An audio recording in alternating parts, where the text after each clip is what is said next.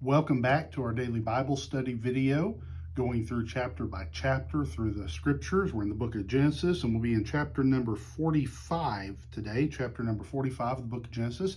Once again, I'm Matthew Gage, pastor at Faith Baptist Church in Decatur, Texas. Thank you for joining us.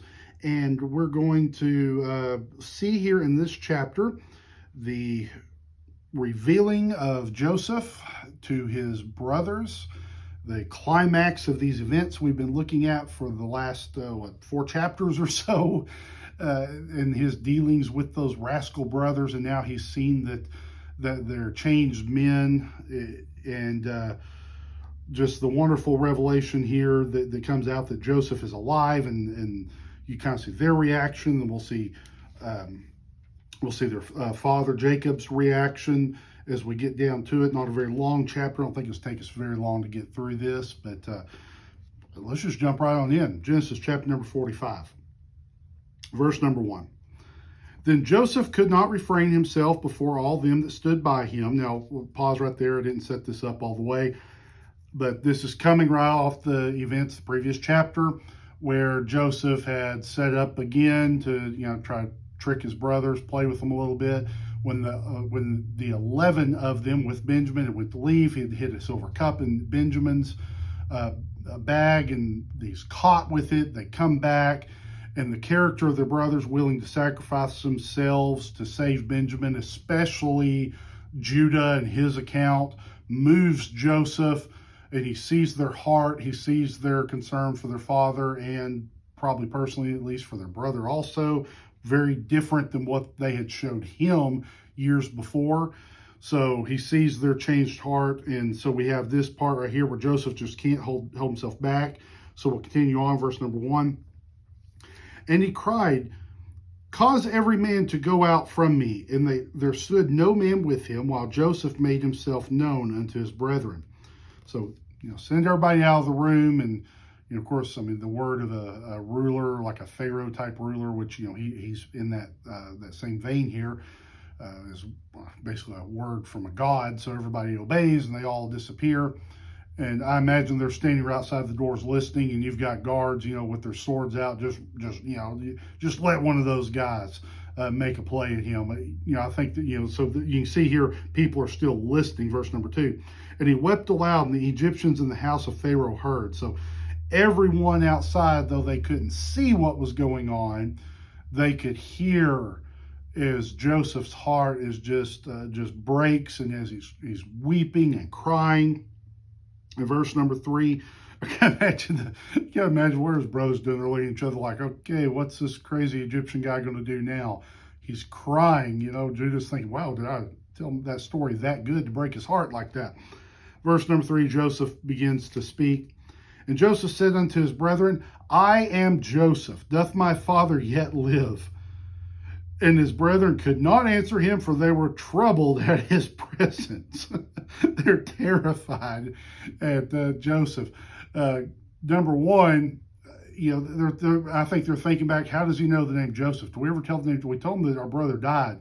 What kind of game is he playing? Because he's been playing games with them.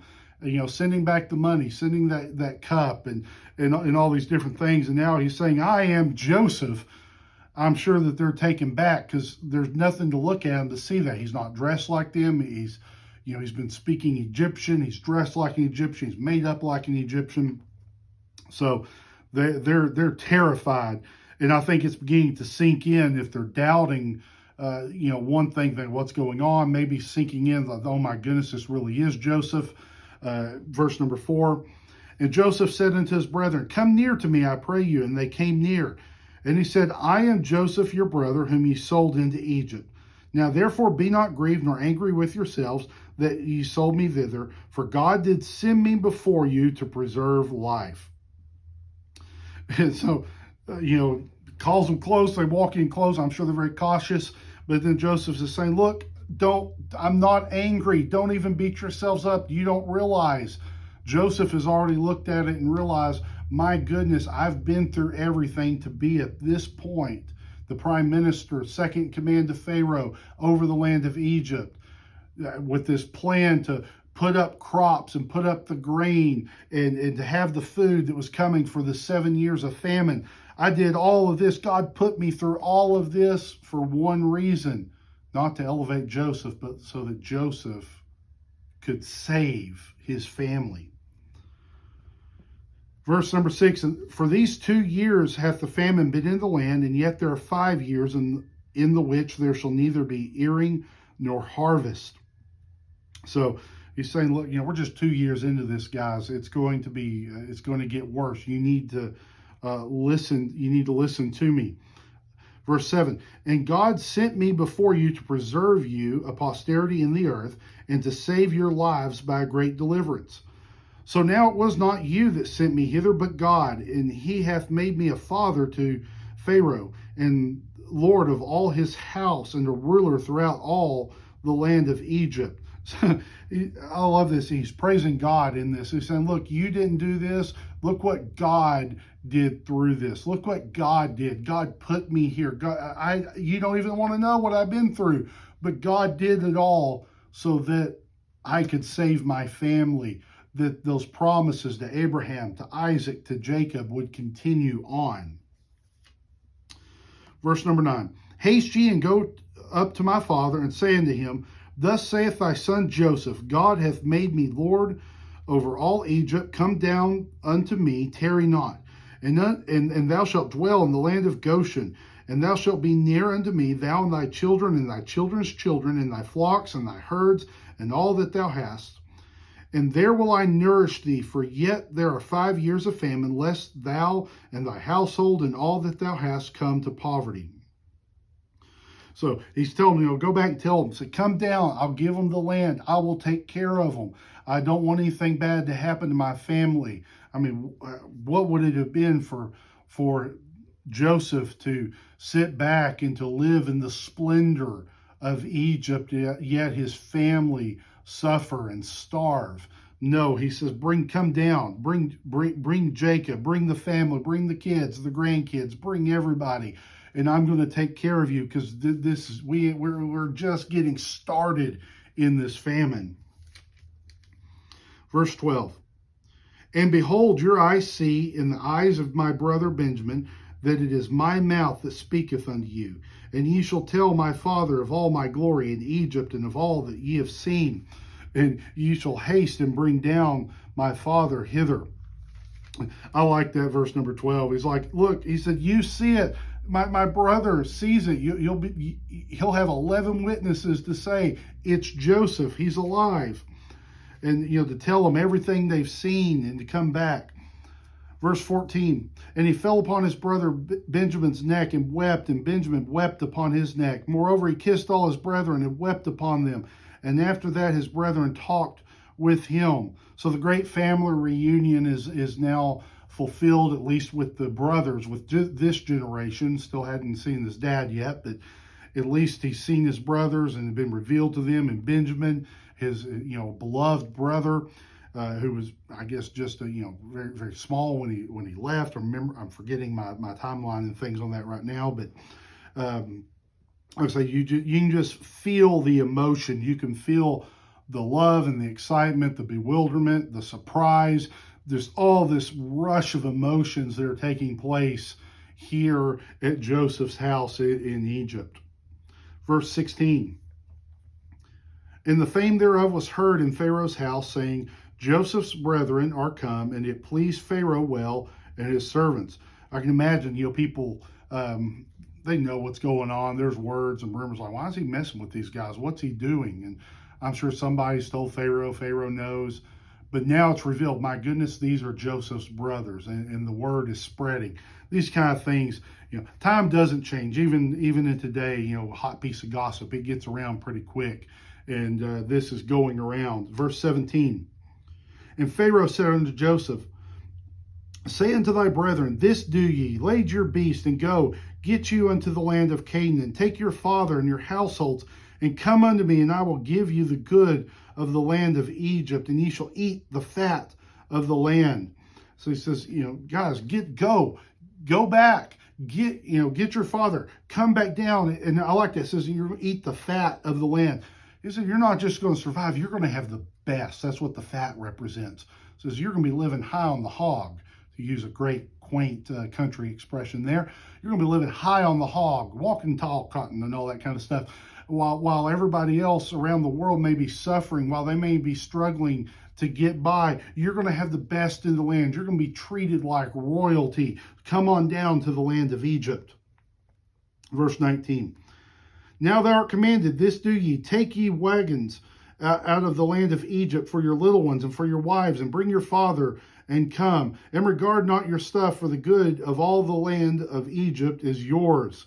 So, go and don't just bring your father, bring the whole crew. In fact, go prepared, take wagons. Don't even worry about providing a horse or a camel or something. Take the wagons, be prepared to load up and come on down to Egypt. And not to worry about anything, because like it says, everything here is yours. It's just a welcome mat. Talk about giving somebody the key to the city.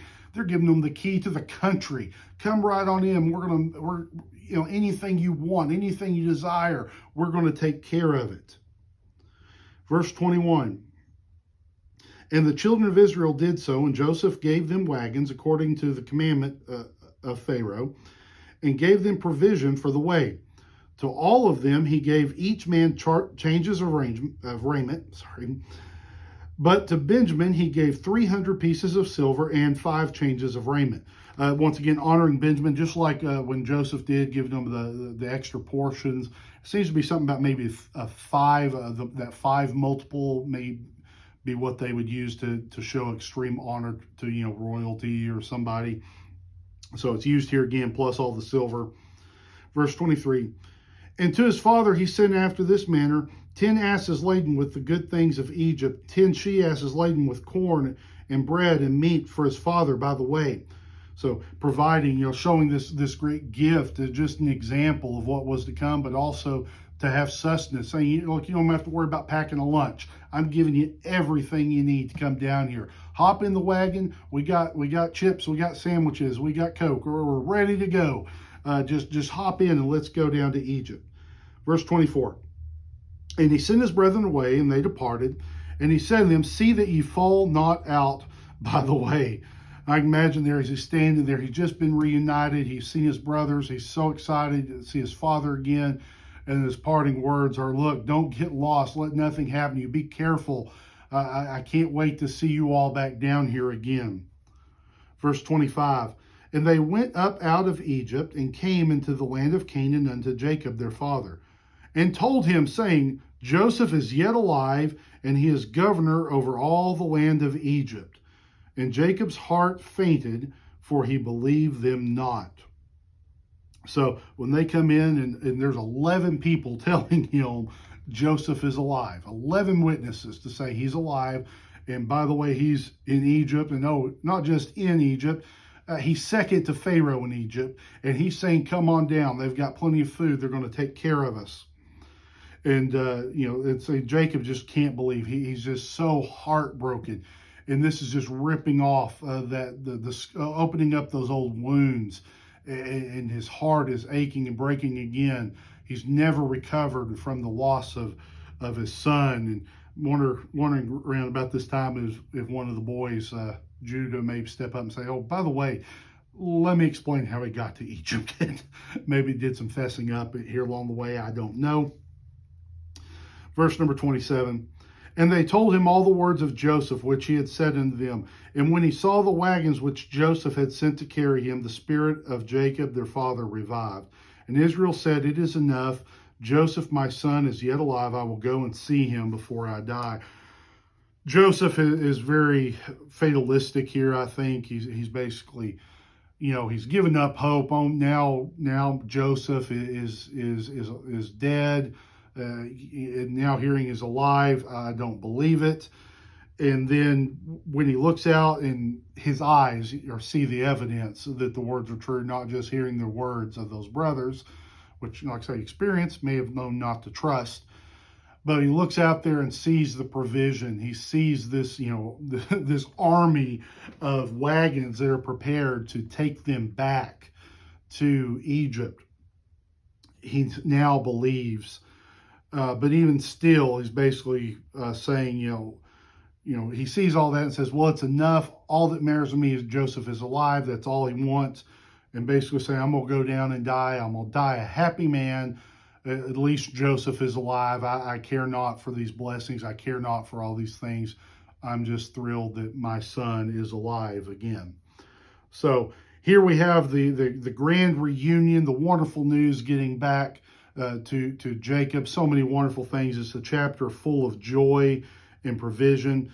And we will continue on in in chapter number 46 next time and get them down into Egypt. And like I say, this whole series, a lot of Genesis can cover, centuries at times. And here we have just something going over a period of a couple of years, taking chapter after chapter to deal through. And we're not quite done with this yet. Yes, Joseph's done messing with his brothers, but still, and yes, he's been revealed to his brothers and Benjamin, and now Jacob knows. But we're still going to get Jacob down to Egypt and get them settled in. And these last few chapters, that's really kind of what we're going to deal with, is them being set up in Egypt, and the last days of Jacob and Joseph, and wrapping up the book of Genesis. So anyway, kind of sad to be getting this close to the end, but looking forward to getting this wrapped up, and hope you've enjoyed this journey so far. So once again, I thank you for watching, and I hope it's been a help and a blessing to you.